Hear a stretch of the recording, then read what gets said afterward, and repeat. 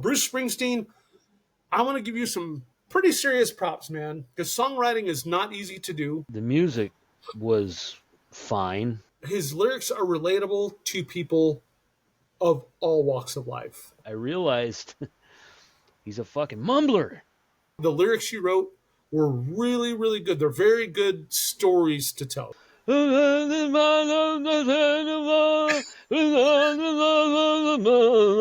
like, what the fuck did he just say? What is up, everybody? Full album challenge time. All right, what's up, Blasto?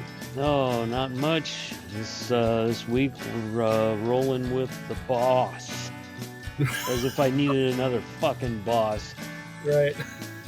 I had problems with my this boss. This is the boss, though. This is the boss. Yeah, the boss. The Yes. final boss of rock and roll. The final boss of Full Album Challenge. No, that's not true. We have way bigger problems than the boss when it comes to Full Album Challenges. Just ask the Violent Femmes. Yeah, they're ding. I need a bell. Just ask Radiohead fans how much how much work we have to do around Ding. here. There's another one that we're probably going to mention all the time because fucking what the hell did we listen to? I have no idea. Radiohead. You know, if I had to pick like between Radiohead and the Violent Femmes, I would take Radiohead all day. Yeah. All day over the Violent Femmes. As better musicians than the Violent Femmes. 100%. Of course, I don't know. Maybe I'll go see the Violent Femmes live one day. They'll blow me away. Who knows? Yeah, we'll see. Maybe it should be on your bucket list. Oh man, can you imagine that would be like my thesis. Like the Violent Femmes opening up for Radiohead. Oh God. I wonder if I could, let alone getting through a full album, I wonder if I could survive the fucking show without hanging myself from the rafters. I just go into a pharmacy and be like, can I have a whole bottle of Valium? Yeah. Can I just do I need that? I need some Valium. How much? I need the Valium that you have. Yeah. How much? I need the Valium in your store. I need it. Yeah, I'm going to see the Violent Femmes and Radiohead, please. Yeah, I need to be on the same level. Yeah. Like, God. you sorry, man. Hey, that's enough of you Radiohead fans. Kidding. Oh, Violent they're Femmes sensitive. Fans, They're sensitive. Yeah. Violent Femmes fans, I don't know if I can apologize to you or not. I just don't see objectively how you can like their music. Yeah, I don't. There's not enough soy milk in the world to get me to listen to their discography. Yeah. You know, I just can't. There's not enough tofurkey in the world to make me get into that shit. Limp-wristed. Anyway, we went and listened to Bruce Springsteen. His first real hit, like the one that really made him a holy shit, globally famous artist back in the mid-'70s, Born to Run. Bruce Springsteen's Born to Run. Yeah. So I'm going to start with a question for you. Are you a Bruce Springsteen fan at all? No, I'm not. He said, knowing it's a loaded question. No, but as far as the album goes, it was a success. Nice for me. You know, I might as well get into it. It's a second major album, and the thing that caught me was the fact that it was just like as far as the band goes, that's a full band. You know, they had the whole thing going on, especially like the horn section. And congratulations, Bruce and band. Your saxophone player actually played in key, unlike Radiohead songs and shit like that. That wasn't. Yep. Radiohead bell. Where they just go off.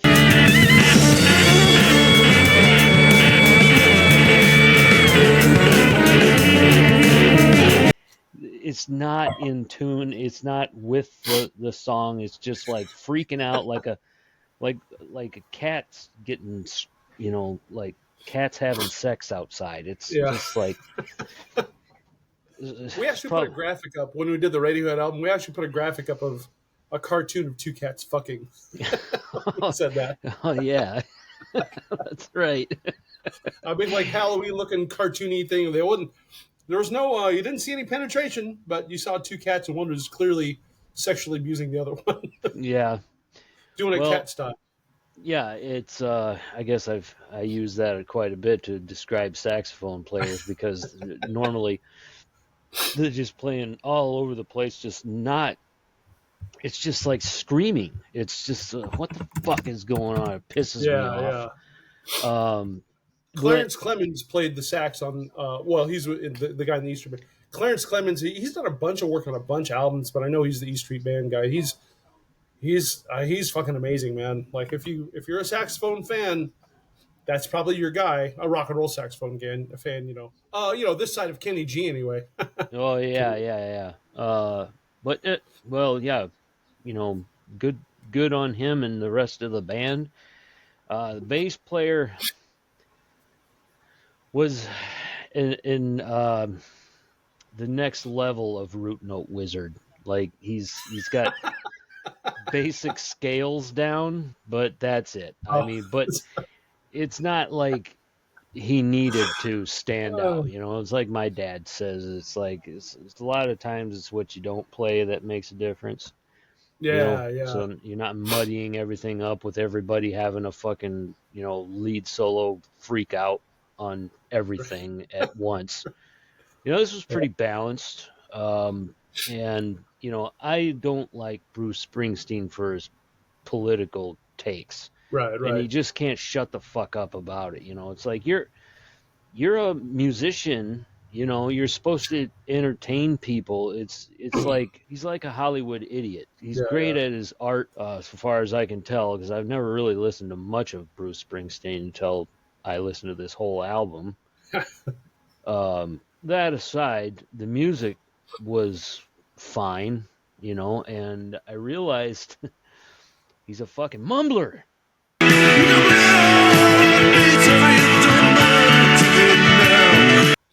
I don't Yeah, he is. understand a Holy word you just fuck. said. I wish I could understand what the fuck you were saying, Bruce. More on that later. Go ahead. What? Yeah, I mean, I swear to God, this reminds me of like the whole thing was just like it made me feel like I'm in like downtown Baltimore or Brooklyn or some shit in like a piss and Marlboro soaked cab.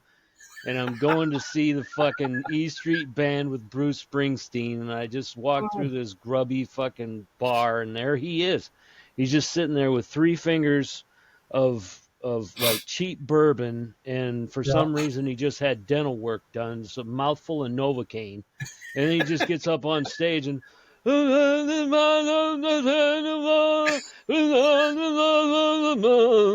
it's like, what the fuck did he just say? I don't understand a Yeah. word that came out of his mouth. All that, and he sings with an underbite too. Oh yeah, yeah. He's got I that can just picture British right out of bulldog the shit. dentist, just drool and a little bit of blood coming out of this little one of the little foam Cotton, sponge cotton. things. Yeah, Yeah, little cotton swab still sticking in his. Let's say I'd stuck in there. They couldn't get it out, so they just left it. He didn't know. Still numb. I Hammering down realized Evan that. Williams bourbon. Yeah, like the song 10th Avenue Freeze Out. Yeah. I've heard that song many times. I just did not know that he was saying 10th Avenue Freeze Out. 10th Avenue Freeze Out. Like I could never get that from whatever the fuck he was.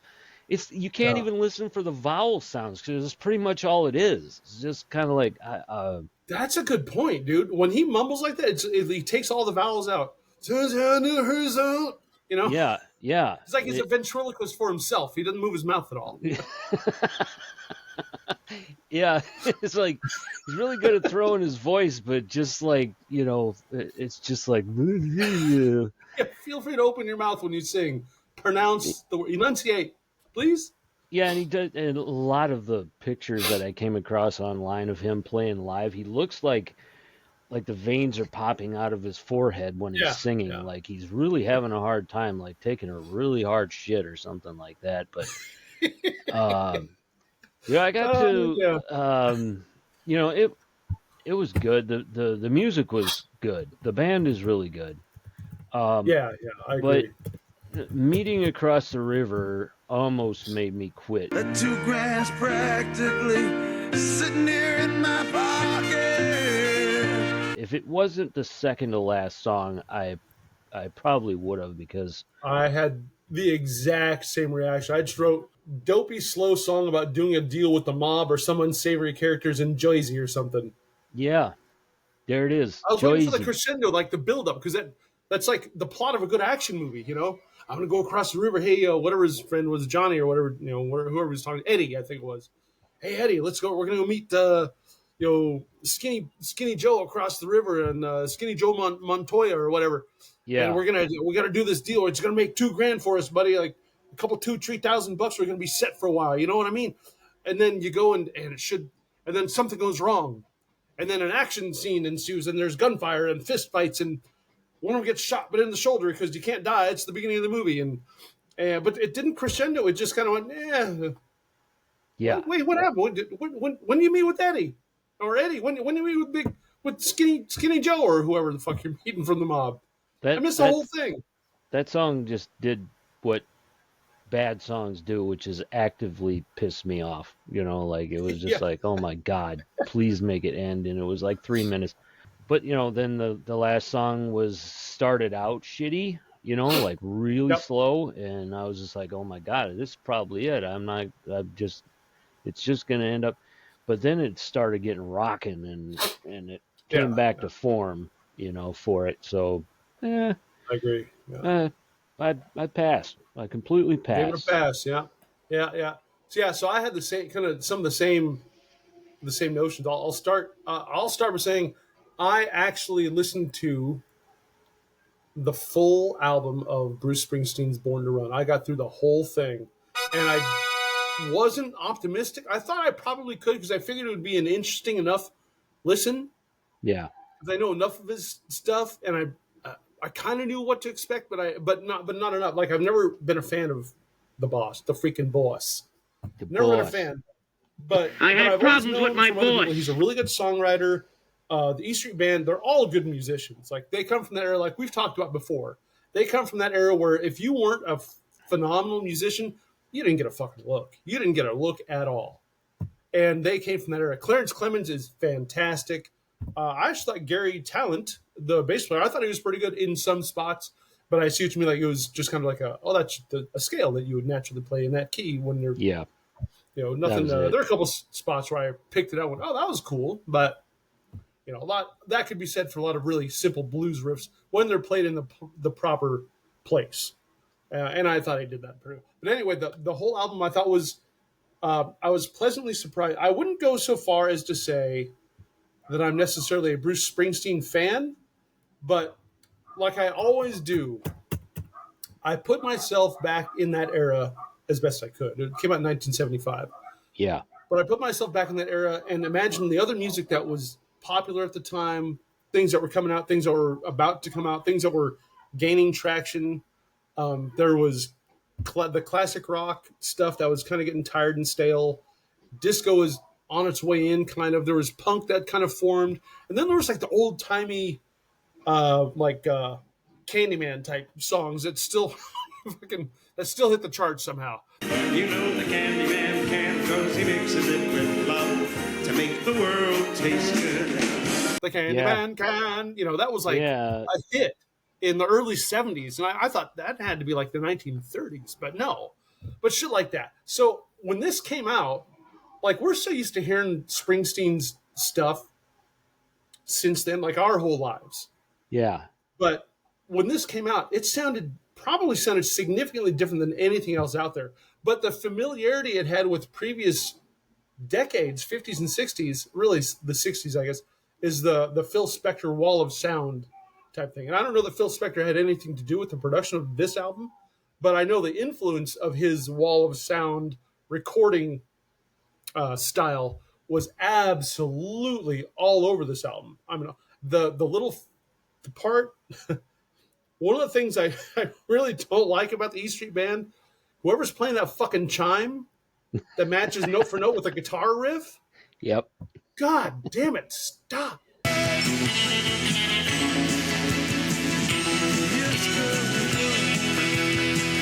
ding, ding, ding, ding. I can hear the guitar fine. I don't need your chime playing. But that's the Phil Spector wall of sound, where it's like multiple instruments playing the exact same notes to just create this overpowering wall of sound.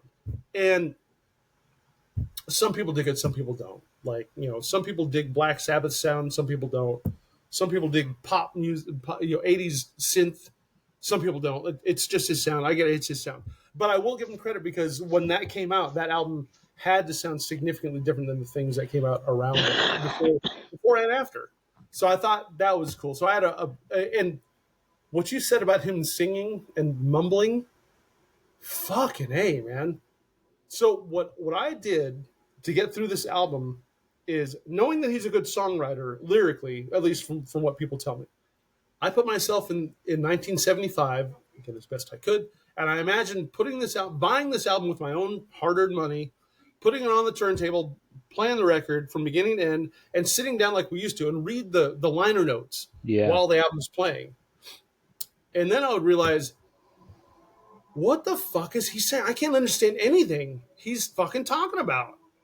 Yeah. And then I'd read the lyrics along with it. So when I did that with this, I read the lyrics along while he was singing. I went, hey, that's actually he's a really, really good storyteller. A really good storyteller. And a lot of lyricists just don't tell stories in their songs. It's just, hey, baby, let's let's have a drink and sex, drugs, and rock and roll stuff. Kiss. Looking at you. Yeah. Kiss.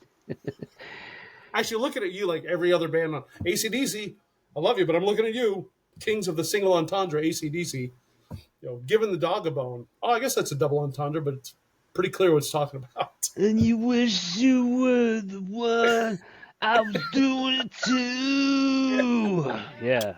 Fucking Kiss. God. That's great. Kiss, they are the true kings of the single entendre, man. Anyway. I took the approach of this was kind of like listening to Rammstein for me. The vocals were part of the music. I don't know what the fuck he was saying. Yeah, like an instrument as opposed to vocals. Yeah. Right. That's a good point. I can see it though, and I bet that's people who heard the shit on the radio first, and then decided to go buy the album. They had to think of it that way, because I don't know what you're saying. Like you said, 10th Avenue Freeze Out. What are you saying? Yeah. What is that 10th Avenue Freeze Out? And who's Bad Scooter? I would have never got that though if I hadn't looked at the lyrics. It was just I would just keep listening to it. Like, I don't know what the fuck he's actually saying. Yeah. And I never would have guessed, because freeze out is not a common term.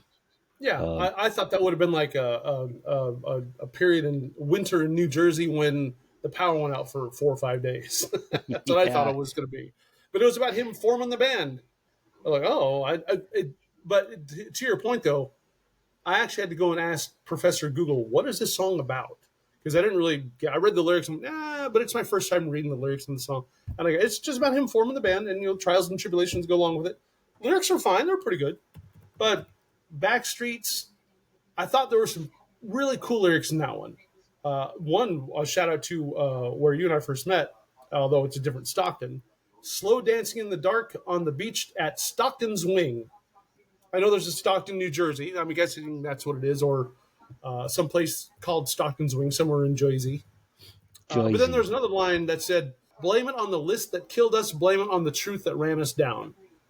I thought that was pretty cool. Yeah. And then he called the girl the Tramp of Hearts, which is fucking fantastic. I'm going to use that. Bruce Springsteen, thank you. I'm going to use the Tramp of Hearts in my vernacular as many times as I possibly can. That's fantastic. In that song, in Backstreet's, Gary Talent, the bassist, kind of had some kick-ass little riffs in there, little runs here and there. And I looked him up, like, what else has he done? That's all he's done, man. He did something really small before E Street Band, but talk about a good gig if you can get it. Like, I always tell my kids, be rich, don't be famous. Right. And Gary Talent, I bet he can go grocery shopping and no one bothers him, but I bet he's fantastically wealthy from just being part of the E Street Band for 50 years? Yeah, and good gig. was Max Weinberg? Was he in the E Street Band at this time? I did not look that up, but I I think so. yeah, I think he was a staple too Yeah, of yeah, it. he was. I'm And not sure, if he was there the whole time, but yeah, he's awesome too. But I took Born to Run, which is the big hit on the album. One of the things that turned me off of the Boss is that song. I don't absolutely despise it, but it's got that fucking chime, and it drives me crazy. It sounds so. It's not bing, my. bing, Oh, bing. oh God! It just makes it sound like a fucking Christmas song. Like, dude, Yeah, stop! it does. Oh, Fucking I hate it. Then, so I did take a general note. I said, I'm just going to read it. Since the Boss is too busy to properly enunciate things, and it's a shame because he's an amazing lyricist, every song on the album should be covered by someone who, one, minimizes the wall of sound, two, just pronounces the lyrics clearly. And then to the record executives out here, this would be a hit machine. If you can just get a group of artists who enunciate words correctly and just play simple, I need a guitar, a bass, and a drum set, and maybe a keyboardist. Sorry, Clarence, I don't need a sax. It's just too much right now. I need even one person with an acoustic guitar redoing these songs and enunciating the lyrics. Oh, dude, that'd be a huge hit. Every fucking song on the album, except for maybe that last one we talked about, or second to last one. What was the shitty one? Oh, Meeting Across the River, about the mob Meeting hookup. Across the River was Anyway, that's what I would like to hear. Like somebody it'd be great. A Jewel would be great to just pick a song, get up on stage, sit on the stool, grab your acoustic, and sing one of the pick your song, and just sing it. That would be amazing. yeah. Philip Phillips of American Idol fame, he'd do well with that too. There's so many guys that could do it. Anyway, I think that's a project. Executives, that's free advice from the Chilean Blasto Full Album Challenge. You're welcome. We're making you guys so much money for free. Make that happen, and I would listen to. I'd buy it. I would buy it because it's my fucking idea. So Just anyway. just unload some of the mud from from the whole thing. Yeah. As Pink Floyd saying, tear down the wall. I don't need the wall of sound. I just need to hear the melody and the lyric. I need to hear the lyrics. That's the big thing with Bruce Springsteen is I just need to hear and understand the lyrics. I don't understand the words that are coming out of your mouth, to quote Chris Tucker, loosely. Do you understand the words that are coming out of my mouth? Yeah. Oh, man. Anyway, but all in all, so my conclusion, I wouldn't go as far as to say I'm a Springsteen fan. As the album challenge does, it opens our eyes to some talents that we didn't see before. I didn't realize the Boss was such a clever songwriter and storyteller, at least on this album, but he really is. So Bruce Springsteen, I want to give you some pretty serious props, man, because songwriting is not easy to do. And the lyrics you wrote were really, really good. They're very good stories to tell. It wasn't just the typical sex, drugs, rock and roll stuff. They were serious, and they don't all resonate with me, but there were cool stories about being young and careless and carefree and getting into trouble and sometimes too much trouble to recover from, and sometimes getting out of it alive and falling in love, falling out of love, heartbreak, that kind of. But it was all real, relatable stories that regular people have. And I think that's back to your point about his political views. I'll get to that in a second, and then I'll stop. Is his lyrics are relatable to people of all walks of life. And so I can see how when people, read the fucking lyrics instead of listened to them because you can't understand them, when they read the lyrics, they went, man, that really hits home with me. I totally get it. Now, what I think of his political beliefs is I don't give one fuck what his political beliefs are. And I take musicians and entertainers as I'm not here to hear your political beliefs. I'm not here. You're not going to sell me anything. I don't care what you endorse. I'm not going to buy your cologne. I'm not going to buy a truck because you drive it or because Bob Seger fucking sang about it. I don't give one goddamn what Taylor Swift's political affiliation is. I don't care what Led Zeppelin's political. I don't care what Bruce Springsteen's political. I'm here to listen to your music. to that effect too. I don't care what the Violent Femmes and Radiohead think about politics. I don't give one fuck. Yeah, 2 dings, ding ding. I don't give one fuck what they think politically. That does not affect me in any way when I'm there to listen to your music.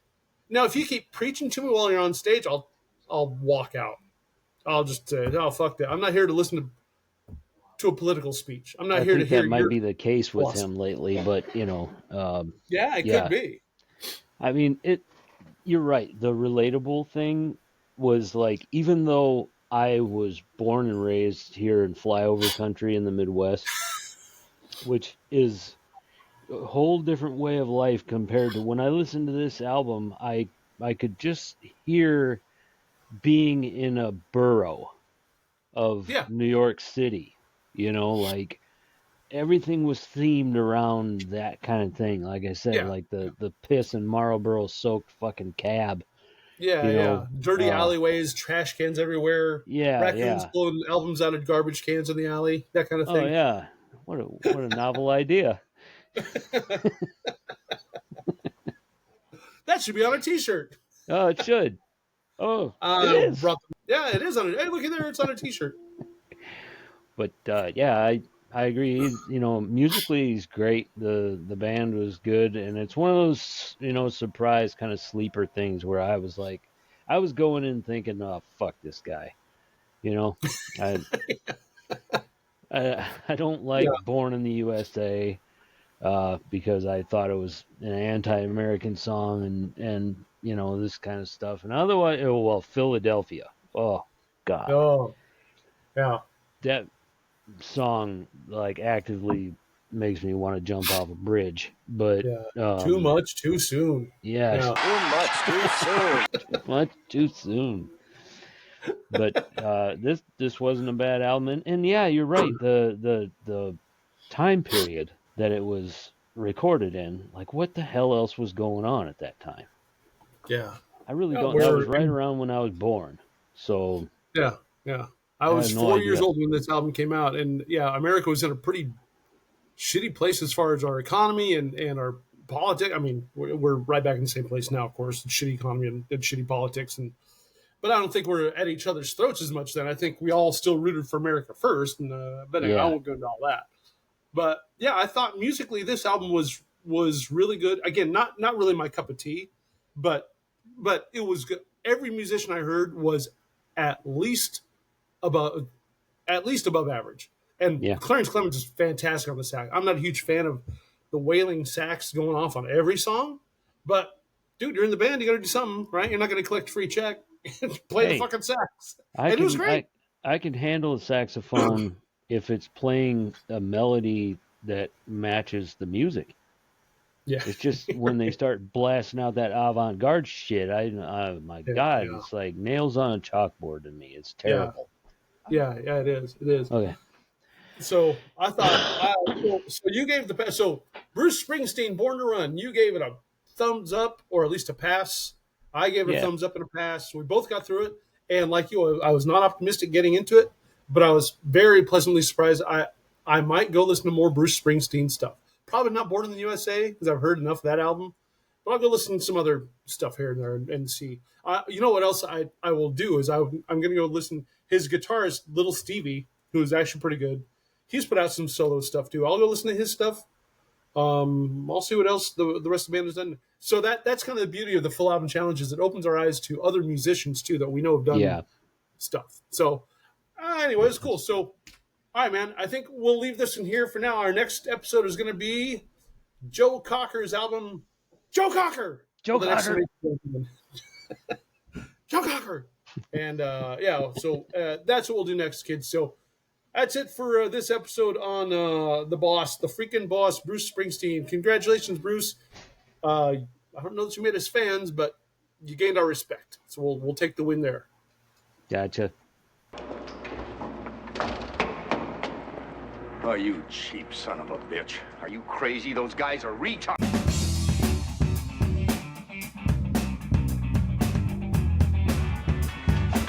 Are you guys brothers?